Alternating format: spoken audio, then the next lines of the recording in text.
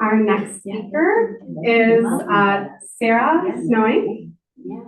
Did I say it last name right? Yeah. Okay. Well, Sarah S. is perfectly Sarah S. acceptable, too. Oh. Okay.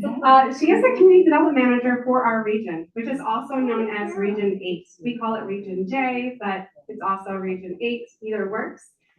She works for the Michigan Economic Development Corporation. I'm going to get your PowerPoint started, and thanks so much for being here. Good morning, everybody. Thanks for having me here. Opportunity to give you just kind of a quick overview of what the MEDC has available when it comes to housing. Thank you. I think the vast majority of you here are familiar with MEDC and our tools, so this is going to be a pretty high-level overview. But if you have questions as we move along, please feel free to holler and interrupt me. For those of you that don't know, the MEDC, or the Michigan Economic Development Corporation, is the state's economic development arm.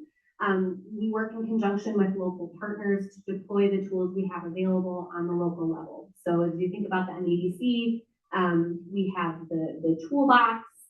We rely on our local partners to help us figure out where those tools need to be deployed. And in that equation, I am the person helping hand out those tools from the box. When we talk about the MEDC's priorities as an organization, housing is not the only thing we're focused on. We're really looking at how do we build a strong economy for the whole state of Michigan. But of course, that means we have to have housing, right? We can't build communities where people want to live, work, and play if we don't actually have places for those people to live. And so housing is, again, not a core central part of what we do, but it is adjacent to many of the tools we deploy in our communities throughout the state. As we think about economic development, many of you have probably heard of the three-legged stool of economic development. We know we need good employers who are offering good paying jobs for people. We know we need those people to have the talent and skills they need to actually get hired in those jobs. That's working on talent. And then we need those high quality places for people to live, work, and play. That's placemaking. That's where I work. That's where our tools are kind of nestled in the ecosystem of economic development tools. There are kind of three big tools or big buckets of tools when we think about resources available for the MEDC, specifically related to funding and deploying dollars to support the actual developers who are doing the creation of housing. Before I get into this, there are two slides I neglected to include in this presentation. I'll follow up with Emily afterwards, so hopefully you guys will get an updated version that has these two slides. But besides just being a place where developers can come for dollars, we also have resources available for individual communities. So Emily alluded to this earlier. MEDC runs the RRC program, or the Redevelopment Ready Communities program. This is a technical assistance program. It's voluntary for local municipalities that is comprised of a variety of best practices that communities can choose to implement, with the goal of kind of two things when it's related to housing. One, making sure individual communities have a consistent development experience. So when developers come to town and they want to build duplexes or quadplexes or standalone family homes, that process to go from ideation to construction is very clear to them. And then the other part of it is on the community level, making sure you have the right plans and zoning in place so that you can attract the kind of development you want. One of the examples I like to use is accessory dwelling units, ADUs. A lot of communities think that's a really great idea, and then they look at their local zoning, and it's not actually something they're able to do. So this is a program that provides support to help communities work through those processes to make sure the groundwork has been laid so they can attract that kind of housing. As a part of the Redevelopment Ready Communities program, the MEDC has also developed a set of permit-ready housing plans. The city of Kalamazoo has adopted some of these. If you're familiar with pattern book homes, these are a set of construction drawings for duplexes, triplexes, and quadplexes, I think, that communities can adopt with the idea that when we look at infill housing, it can be helpful to be able to say just to developers, hey, if you come by this land, here's a set of pre-approved plans, come in and construct. And you're not gonna face any, barriers to creating that development because the plans have already been approved on the local level. So if you as a community are interested in those plans, please connect with me afterwards and I'll be happy to share those with you. Moving on from those community technical assistance tools, I want to touch on the tools that are available for developers specifically, so the folks who are actually creating the housing. We have kind of three big buckets. We have grants, loans, and tax incentives. Grants are the big sexy thing that everybody wants to talk about. Free money. We all know there's really no such thing as free money.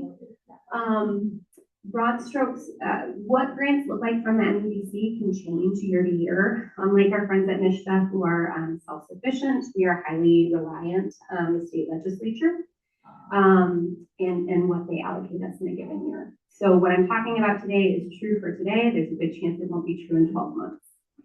The primary tool we have this year to support the deployment of grants in real estate redevelopment is CRP, or the Community Revitalization Program. All of MEDC's programs are reimbursement based. So that means we don't give developers dollars on the front end. They have to complete the project, have a certificate of occupancy, prove they did the project in the way they said they were going to, and then we'll cut them the check back. Broad strokes, the funding that's available through CRP depends on the size community you're in. So if you're in a community of 15,000 or more, the maximum MEDC grant would be $1.5 million or 25% of eligible project costs, whichever is less. In our smaller communities, we still have that $1.5 million cap, but the calculation changes. So it's $1.5 million or 50% of eligible project costs, whichever is less. We also have low interest loans. These feel less sexy to developers oftentimes. But there are some trade-offs we'll talk about in a minute in terms of why would someone choose to pursue a loan versus a grant. CRP is the same program we use to deploy these funds. Projects can receive a grant or a loan. They cannot receive both from the MEDC. This is a change from past policies. So like I said, this might not be true in 12 months, but this is the case right now. You can receive one or the other.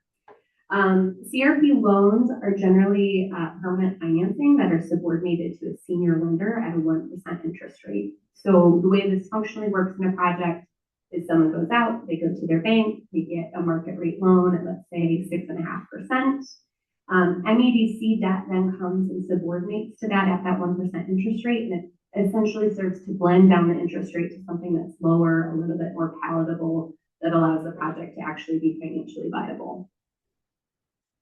CRP award guidelines for loans are similar, except the maximum amount is changed. So we're still looking at the calculation based on population size, but now it's a maximum loan of technically up to $10 million or 25 to 50% of eligible project costs, depending on where that project is located. When we're talking to developers, the biggest trade-off between grants and loans is one, what their total need is. So you can get a larger loan than you can grants. The other thing that's important for developers to keep in mind is grants are considered taxable income. And so that $1 million grant award at the end of the day isn't actually $1 million. You have some additional tax liability associated with those funds. Switching gears to talk about tax incentives, it's worth saying MEDC funding, whether it's a grant or a loan, can be, you can't have a grant and a loan, you must pick one or the other. But you can then stack as many tax incentives on top of that grant or loan as you want. MEDC has a portion of the brownfield TIF program that we administer. However, we're here talking about housing, and we are seeing fewer and fewer brownfield TIF requests come in as housing TIF, which is run through MISHDA, has become available. It's a larger list of eligible expenses for housing projects. It almost never makes sense to pursue brownfield TIF, so I put this up here to say it's there. Nobody will ever really use it on a housing project.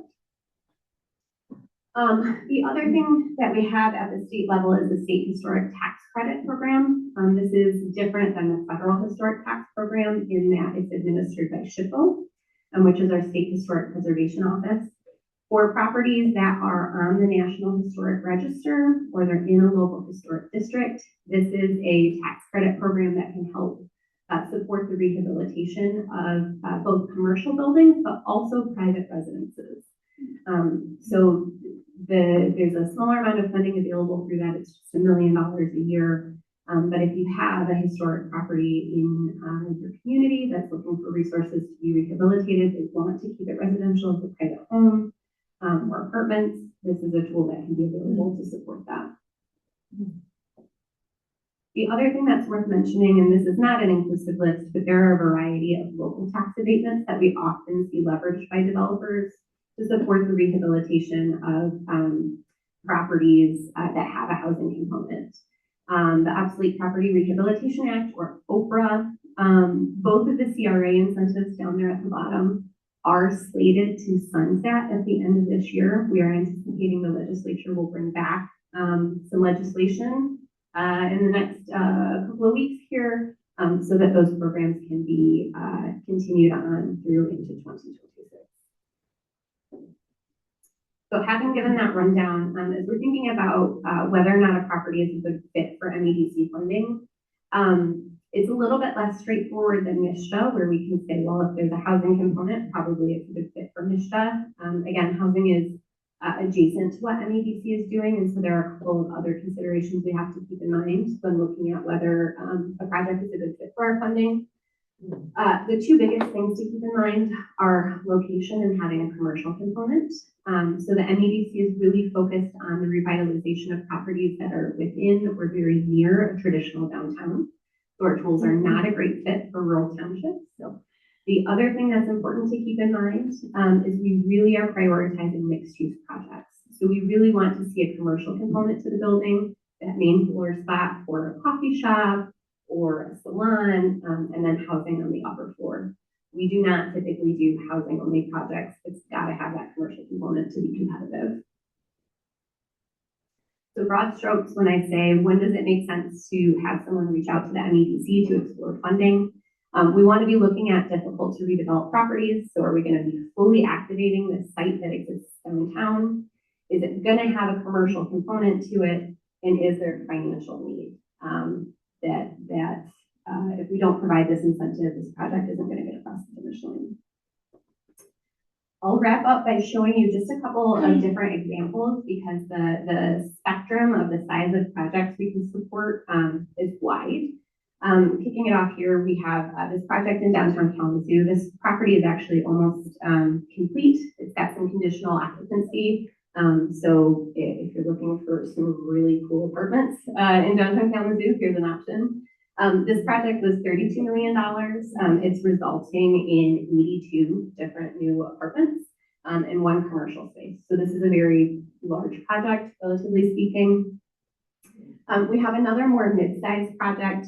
This is down in Sturgis. This project created just 25 apartments with one commercial space. And then this property in Coldwater is actually under construction right now. It's a $1.2 million project in total with one commercial space and 5 new apartments. So just to give you a sense of the breadth of what MEDC can support, it can be the smallest of projects with just a couple of residential units up to something that is very, very large. As long as we've got that commercial component and we're downtown, quite likely it's something MEDC can support. And so with that, I'll conclude and ask if there are any questions.